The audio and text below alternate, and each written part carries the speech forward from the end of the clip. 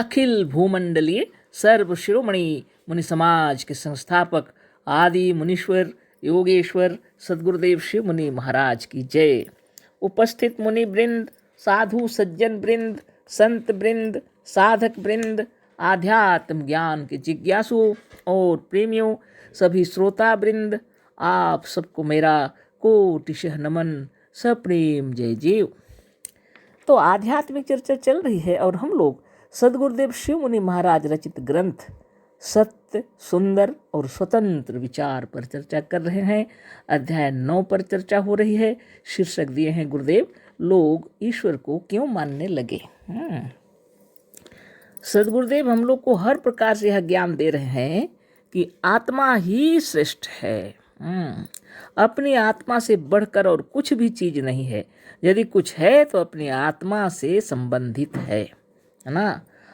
आत्म विकास, आत्मोन्नति, आत्म शांति सबको चाहिए, है ना। इससे बढ़कर और कुछ भी नहीं है और जो कुछ है उसके साथ संबंधित है ना। इसी को बतला रहे हैं। तो जो सर्वश्रेष्ठ है उसको जान लो और यही श्रेष्ठ है, यही ब्रह्म है, यही ईश्वर है, यही परमात्मा है बोल के बता रहे हैं गुरुदेव। जिससे हम जीवन भर सुखी रहें और इस शरीर को छोड़ने के बाद भी सुखी रहें, है ना। हमारा जागृत, स्वप्न, सुषुप्ति, तुरीय सब सुख शांतिमय हो। स्थूल शरीर और स्थूल जगत में भी सुखी रहें और सूक्ष्म शरीर और सूक्ष्म और मनोमय जगत में भी सुखी रहें। उसके लिए सद्गुरुदेव इतना मेहनत से समझा रहे हैं हम लोगों को। अगर समझ में नहीं आता है तो साधन करते करते समझ में आ जाएगा। घबराने की कोई बात नहीं है, है ना। तो कल जो पढ़ाई हो रही थी तो थोड़ी सी पढ़ाई करके हम लोग चर्चा में चल गए, है ना। खैर कोई बात नहीं, वो तो पढ़ करके पार करके फिर आगे हम लोग पढ़ेंगे। नहीं तो आप सोचेंगे कि हम छोड़ छोड़ के बताते हैं, ऐसी बात नहीं है ना। उसको भी पढ़ लेते हैं, है ना। तो बहुत बड़ी बात है। तो सद्गुरुदेव क्या कह रहे हैं देखिए। व्यर्थ की लालच में पड़कर बैल की तरह काम करके मनुष्य जिन लोगों के लिए अपने स्वास्थ्य को खो बैठता है, वह भी समय पड़ने पर हृदय से सहानुभूति दिखलाने की जगह यही चाहते हैं कि यह जल्द मरे। परिस्थितियाँ ऐसी आ जाती हैं समय अनुसार। स्त्री और पुरुष के सच्चे प्रेम की कथा केवल उपन्यासों और सिनेमा के पर्दों पर देखी जा सकती है। वास्तव में वह कहीं नहीं है। जो अज्ञानी है उसके लिए दुनिया ऐसी ही दिखेगी। वास्तव में लोग ऐसे ही सोचने लग जाएंगे, है ना। लेकिन सच्चे आत्मज्ञानी, है ना, जीवन में सुखी रहते हैं। आप भी सोचते होंगे कि हम बात बना करके बोल रहे हैं, पर हम पर अपने जीवन के अनुभव की बात हम कर रहे हैं, है ना। अगर हम योग साधन नहीं करते होते तो आज हम इतना सुखी कभी भी नहीं हो सकते। हम भी वही सोचते कि जो लिखे हुए हैं गुरुदेव, है ना। स्त्री और पुरुष के सच्चे प्रेम की कथा केवल उपन्यासों और सिनेमा के पर्दों पर देखी जा सकती है। वास्तव में वह कहीं नहीं है। वास्तविक बात यह ऐसा नहीं है। जो सच्चा योगी होगा उसका परिवार भी आनंद से पूर्ण होगा। वो तपस्वी होंगे। लोग घर में तपस्या नहीं करके पहाड़ों में, कंदराओं में, गुफाओं में तपस्या करने जाते हैं। तो फिर जीवन कैसे सुखी रहेगा। तो ये तो आपके ऊपर निर्भर करता है। इसलिए नित्य दिन नियमित योगाभ्यास कीजिए और नित्य दिन नियमित सद्गुरु के किताबों का अध्ययन कीजिए और नित्य अपने आत्मा का ध्यान कीजिए। तो आपको मालूम हो जाएगा ये संसार में आप स्वयं आए हैं। आपने अपनी इच्छा से शरीर धरा है, आपने अपनी इच्छा से परिवार गढ़ा है ना। फिर आप अपने परिवार को कितना खूबसूरत रखना चाहते हैं तो उसके लिए त्याग, तपस्या, प्रेम, सौहार्द सब की आवश्यकता पड़ती है, जो बिना योग साधन से संभव ही नहीं है। ईश्वर के सच्चे प्रेम और भक्ति की कथा केवल मजहबी किताबों, महात्माओं और पोपों की युक्तियों और भक्तमाल की प्रतियों में है, पर वास्तव में संसार के भीतर नहीं है। हाँ, ये बात सही है। ये तो जीवन मरण का सवाल है। लोग ईश्वर से सच्चा प्रेम और भक्ति और ये सब कहानी और किताब पढ़ कर के अपनी जान गंवा दे रहे हैं, लेकिन भगवान तो आते नहीं, क्योंकि बाहर भी है ही नहीं।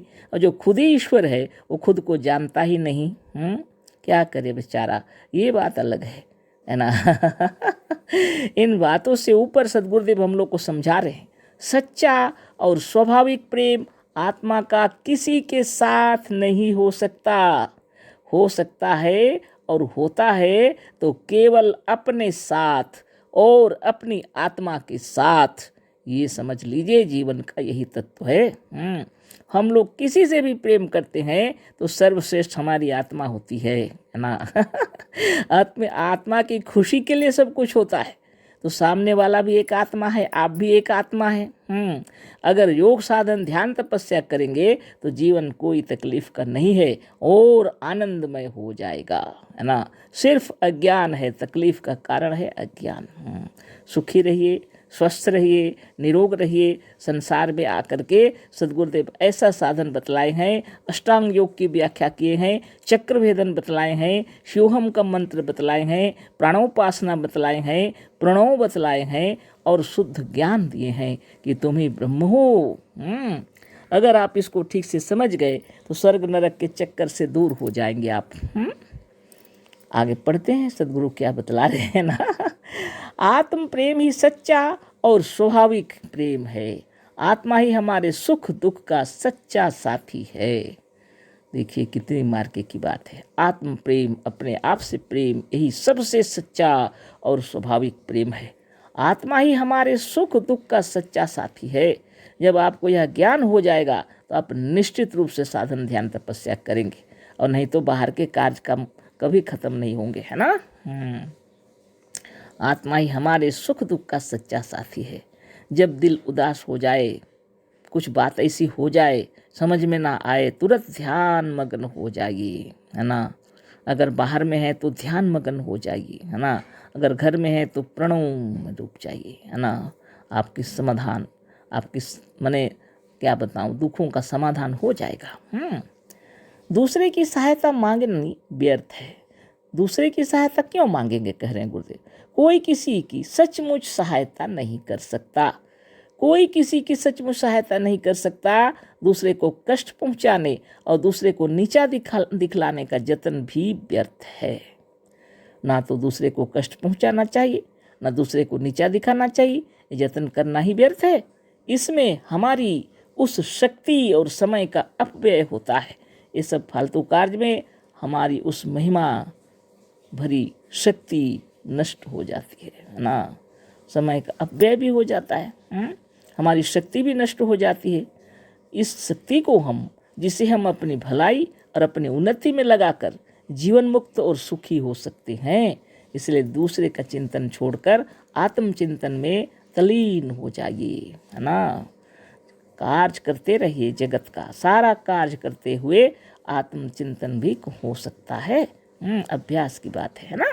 जब जब गलत करें तब तब सही हो जाए, है ना। वही आत्मचिंतन है ना। यह यत्न करने पर भी हम वास्तव में ना दूसरे को कष्ट पहुंचा सकते हैं, ना सुखी कर सकते हैं। मार्के की बात है। सद्गुरुदेव कह रहे हैं चाहे जितना भी यत्न कर लीजिए, वास्तव में हम किसी को कष्ट नहीं पहुंचा सकते और किसी को सुखी भी नहीं कर सकते। कष्ट किससे होता है? स्वयं से। सुख किससे होता है? स्वयं से। यदि कोई हमें कष्ट पहुंचाने की कोशिश करेगा तो वो अपने को वैसा हमने बना लिया होगा तभी ना। किसी को पीड़ा पहुंचाए होंगे, लड़ाई झगड़ा किए होंगे तो कष्ट पहुंचाए। और ऐसे ही तो कोई किसी को कष्ट नहीं पहुंचा सकता। अगर किसी को सुखी रखना चाहते हैं तो अपना व्यवहार में त्याग और तपस्या जरूरत है, बहुत जरूरी है। बिना योग साधन के जीवन जिया नहीं जा सकता। ये सारे चक्र व्यूह हैं। इन चक्र व्यूह से वही उठ सकते हैं जो चक्र भेदन करने जानते हैं, है ना। इस चक्रों को भेद करके निकलना पड़ता है। इस संसार एक समुद्र की तरह है, जैसे पानी का समुद्र है। यदि पानी है और जो तैरने नहीं जानता है तब तो उसकी दशा क्या होगी। उसी तरह संसार चक्र में जो डूब जाएंगे अगर आप चक्र भेदन साधन नहीं करेंगे, है ना। देश का उद्धार करने चले हैं। देश की चिंता है पर अपना उद्धार नहीं करते जिसे कर सकते हैं। जो सबसे सहज है वह है अपना उद्धार। अपना उद्धार अगर सब लोग कर ले तो देश का उद्धार हो जाए। पर देश की चिंता है लोगों को, पर अपना नहीं। अपनी चिंता कीजिए, आत्मचिंतन कीजिए, आत्म गौरव, है ना, सबसे बड़ी चीज़ है। घर घर में सब योग साधन करेंगे जब, अपने बच्चों को जब शिक्षा देने लगेंगे जब, तो दुनिया बदल जाएगी स्वतः ही, है ना। संसार का ना कोई उद्धार कर सकता है और ना सारे संसार को मिटा सकता है। ना तो संसार का कोई उद्धार कर सकता है, ना तो संसार को मिटा सकता है। मनुष्य अपनी ही कल्पना और अज्ञान के कारण अवनति और गुलामी के गड्ढे में अपने से अपने ही विश्वासों के कारण गिरा हुआ है। केवल अज्ञान के कारण अवनति के गड्ढे में, गुलामी के गड्ढे में अपने विश्वासों के कारण गिरा हुआ है। हम स्वयं अपने को गिराने वाले और अपने उद्धारक हैं। हम स्वयं अपने को गिराने वाले और अपने उद्धारक हैं। अपने सहायक हम स्वयं हैं। हमारा सच्चा सहायक हमारी आत्मा है ना। इसलिए ज्ञान की आवश्यकता पड़ती है। जिस दिन आपको ज्ञान हो जाएगा कि सब कर्म करने वाले आप ही हैं, सब कर्मों के फल मिलेंगे बोल के नियम भी आप ही ने बनाए हैं। स्वावलंबन, स्वातंत्र और आत्मगौरव की महानता जब तक स्वतंत्र और निष्पक्ष विचार से समझ में नहीं आती, तब तक मनुष्य निर्भय होकर जीवन मुक्त नहीं हो सकता। जीवन मुक्त होने के लिए सच्चा ज्ञान चाहिए, है ना। और जब तक मनुष्य स्वावलंबन और आत्मबल द्वारा निर्भय नहीं हुआ, तब तक वह अनेक प्रकार के देवता, देवियों और ईश्वरों की कल्पना करता रहेगा और इनसे अलग होकर सर्वथा स्वतंत्र होने से डरेगा, है ना। इसको ठीक से समझ लेना है, तो कल फिर चर्चा होगी, है ना। अशेष धन्यवाद, कोटिशः नमन, सप्रेम जय जीव। सद्गुरुदेव शिव मुनि महाराज की जय।